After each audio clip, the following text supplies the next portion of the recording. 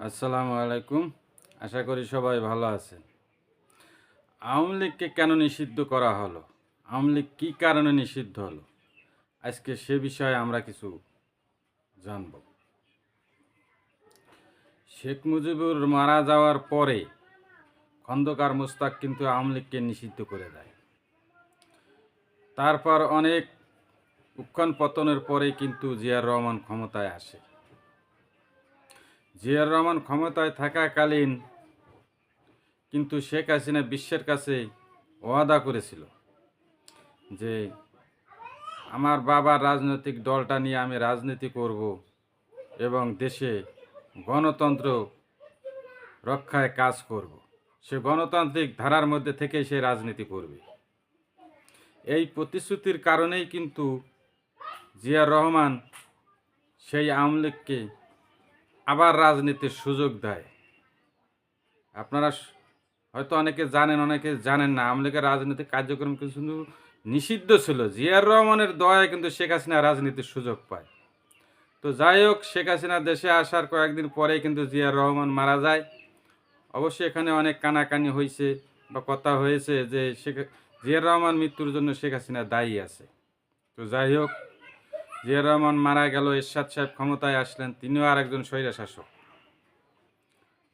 এক পর্যায়ে আওয়ামী লীগ, বিএনপি সহ সবাই মিলে এই এরশাদ স্বৈরাচারের বিরুদ্ধে আন্দোলন করে এবং শেষমেশ এরশাদ সরকার পদত্যাগ করতে বাধ্য হয় এবং 91-এ জাতীয় নির্বাচন হয়।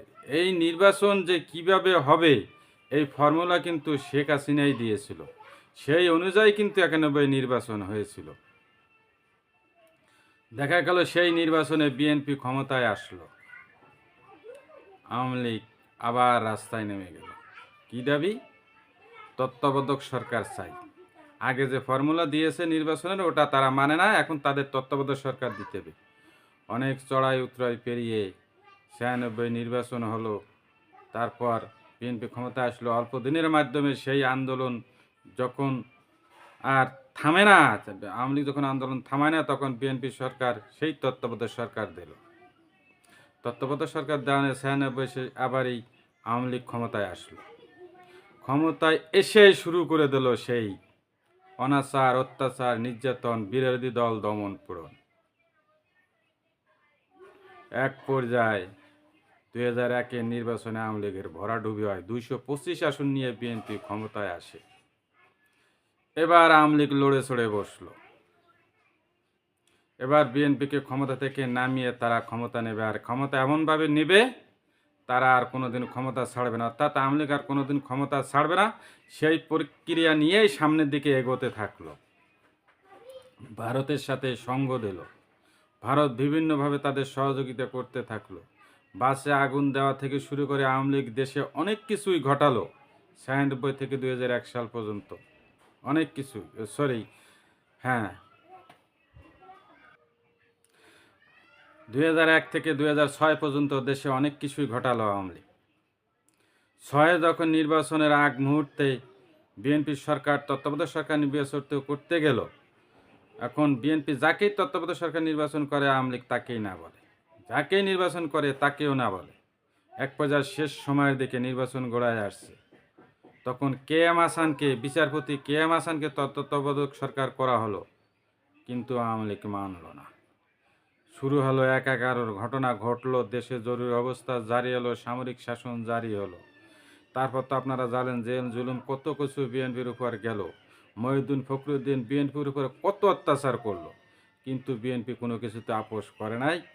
বিএনপির কাছে প্রস্তাব দেওয়া হয়েছিল মহিউদ্দিন ফখরুদ্দিনের পক্ষ থেকে যে তোমাদেরকে আমরা ক্ষমতায় বসিয়ে দিয়ে যাব, তোমরা আমাদের সব কিছু ক্ষমা করে দেবা, কিন্তু বিএনপি আপোষ করেনি।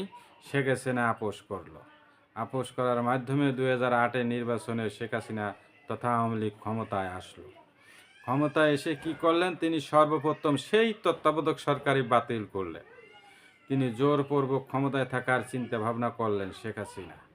তারপর একের পর যে কটা নির্বাচন হয়েছে আপনারা জানেন কিভাবে নির্বাচন হয়েছে, কেমন নির্বাচন হয়েছে। দিনের ভোট রাতে হয়েছে। এর পাশাপাশি এই যে 15 বছর আওয়ামী লীগ ক্ষমতায় থাকলো, বিরোধী দলের উপর গুম খুন হত্যা সন্ত্রাস চাঁদাবাজি টেন্ডারবাজি কত কিছু করলো, বিরোধী দল রাস্তায় পর্যন্ত নামতে পারে নাই। সব শেষ করে দেওয়ার চেষ্টা করেছে শেখ হাসিনা।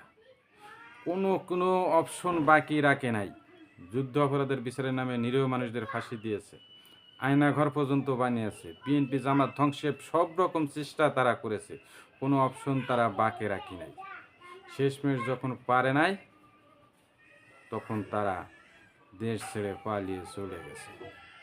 এখন আপনারা বলেন, আওয়ামী লীগ দলটা কি একটা রাজনীতির মধ্যে দলের মধ্যে পড়ে? রাজনৈতিক দলের আদর্শ কি? সবাই মিলে রাজনীতি করবে, কিন্তু আওয়ামী লীগ সেটা কখনো চায়নি। আওয়ামী লীগ চেয়েছে তারা আজীবন ক্ষমতায় থাকবে, কেউ ভোট দিক আর না দিক, কেউ সমর্থন দিক আর না দিক, কিন্তু তাতেও সেটা টিকতে পারে নাই। তাই ভবিষ্যৎ চিন্তা নিয়ে, ভবিষ্যৎ গণতান্ত্রিক স্বার্থে বিএনপি সরকার উদ্যোগ নিয়েছে আওয়ামী লীগকে নিষিদ্ধ করার। এখন আপনারাই বলেন, ঠিক না বেঠিক?